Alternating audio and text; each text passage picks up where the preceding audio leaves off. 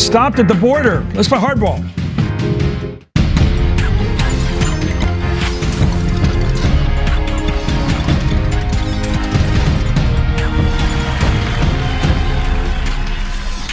Good evening. I'm Chris Matthews in Washington. Our guest tonight is Texas Senator Ted Cruz, candidate for president. Senator, we all know that Donald Trump dominated the TV screen today, traveling down to the Mexican border. His mission was to speak with the U.S. border guards themselves, but once in the air, he learned that the guards were not to make the rendezvous. By the way, here's the back and forth that accompanied Trump's trip down there. In an interview yesterday, Trump said the Border Patrol invited him because they want to honor me. Actually, thousands and thousands of them. Well, just hours before his scheduled visit, the local Border Patrol union was forced to ditch Trump, saying, just to be clear, the endorsement was never discussed for any presidential candidate. They also announced that they had, quote, decided to pull out of all events involving Donald Trump. Well, Trump addressed the conflict in two press conferences today at the border. Let's watch. They're the ones that invited me. They wanted to give me an award, and the Border Patrol, they're petrified of saying what's happening. The Border Patrol invited me, and then they canceled because, frankly, they don't want to get involved. So they invited me, and then at the last moment, I mean, we were virtually in the air, and they said, we can't get involved. And I heard they got those orders from Washington. Senator Cruz, thanks for coming back on so soon after your last visit here, and I appreciate that. I just want to ask you a bigger picture than the little kerfuffle at the border today, which could have been anything, whatever it was or wasn't anything. What has Donald Trump got hold of here in the biggest possible picture? I don't think it's just immigration. What is it that is grabbing the emotions, the thoughts, the hopes, or whatever, the fears of the Republican voter who's talking to these pollsters? Well, listen, I like Donald Trump. I appreciate that he's focusing on illegal immigration. It's an issue I've been fighting a long, long time. I think people are very concerned, for example, about the problems of sanctuary cities. And that is something that people are finally turning their attention to. You know, we had just this week in the Senate Judiciary Committee a number of the family members of people who've been murdered by illegal aliens with criminal convictions the Obama administration has released. I had an exchange with the head of immigration enforcement under the Obama administration, where I asked her why the Obama administration in 2013 released 104,000 illegal aliens with criminal convictions, including 198 murderers, over 400 people convicted of sexual assault, over 16,000 drunk drivers. She couldn't give an answer, and I think people are understandably very concerned that this administration refuses to enforce the law and is releasing people with serious criminal convictions that shouldn't be in this country and are here illegally. Are you against local cities like New York City under Giuliani, where they basically didn't turn in everybody every time there's a police incident? Or how strong would you be in terms of turning people in at the local level to ICE?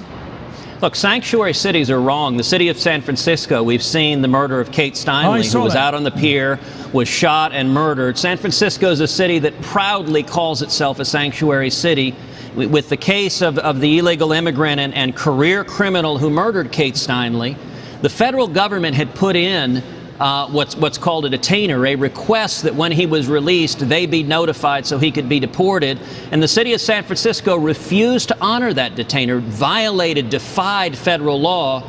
And Kate Steinle's dead because of it. And I've joined with a number of senators in a common sense amendment in the U.S. Senate to provide that federal funds will not be provided to cities and local jurisdictions that defy, that actively frustrate federal law, and that in effect release violent criminals to endanger the safety and security of men and women across this country.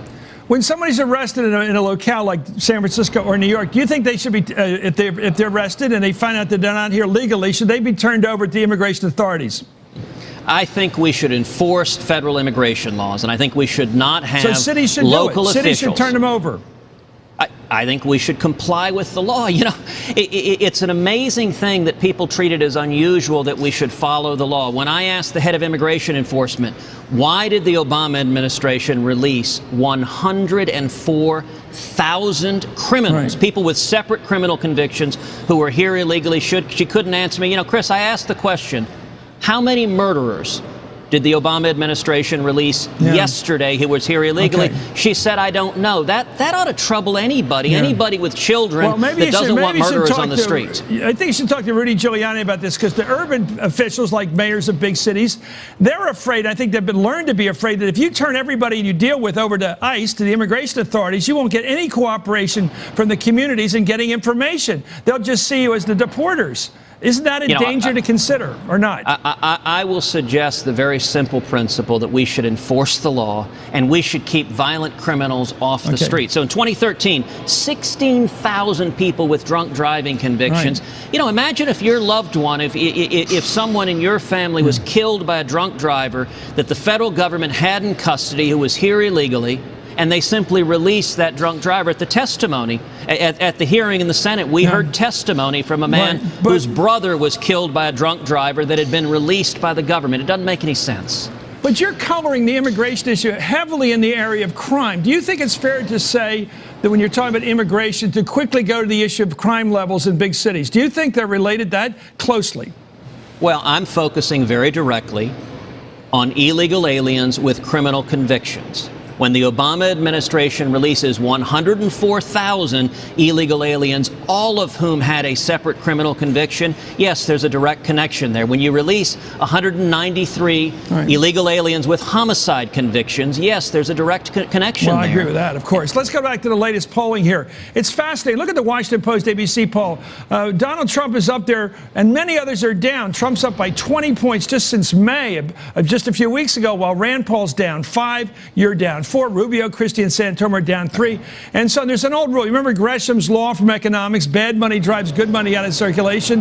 What's it feel like to be driven out of circulation? Because everybody else seems to be pushed down while Trump goes up. Is that good for the Republican Party? Well, I'll tell you, what we're seeing on the ground is enormous support and enthusiasm from the grassroots. You know, everyone just filed their fundraising records. Out of 16 Republican candidates, you know which candidate raised the most hard money of the entire field? We did. We raised $14.3 million. We beat Jeb Bush, who's in second place, with $11.3 million. And what's amazing, Chris, is that came from 175,000 contributions in all 50 states, all 5 territories. The average contribution was $81. It came from roughly half the zip codes in America. And I'll tell you why.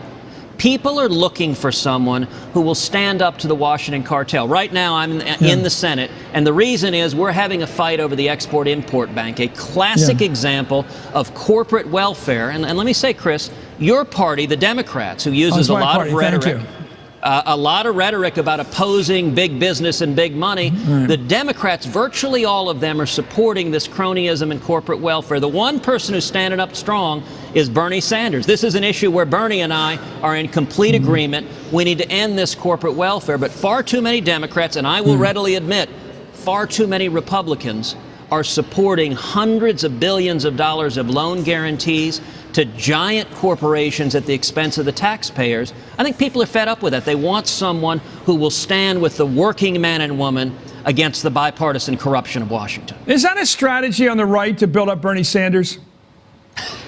Well, I've said for a long time, I like and respect Bernie Sanders because he's you're building honest, him up. he's You just candid. did it. You took an opportunity for a call out there to build him. What is the strategy to build up Bernie Sanders from the right-wing perspective? Your right wing, now that we're identifying each other. I respect honesty in politics. Bernie admits he's a socialist. We can have an honest debate. Well, he is a socialist. He doesn't admit it. You admit you're a Tea Party guy. That's not an admission, it's a fact. But the difference is I think there are an awful lot of Democrats in the United States Senate whose policies are every bit as liberal or every bit as socialist as Bernie's, but they don't admit it. I'm enjoying watching Hillary Clinton explain to the voters how she's just as much of a socialist as Bernie Sanders. I'd rather an honest debate. Well, that would be a mistake, and you know that would be a mistake, and that's why you're saying it. If she goes out there and matches Bernie and lets him lead her around, she'll end up looking and sounding like him, which will take her from the center. Let me ask you about you. But Chris, let me ask you. Okay. Let me ask you a question on this. We were talking about the Export-Import Bank. The reason I focused on Bernie Sanders is because he's one of the few Democrats with the courage to stand against it.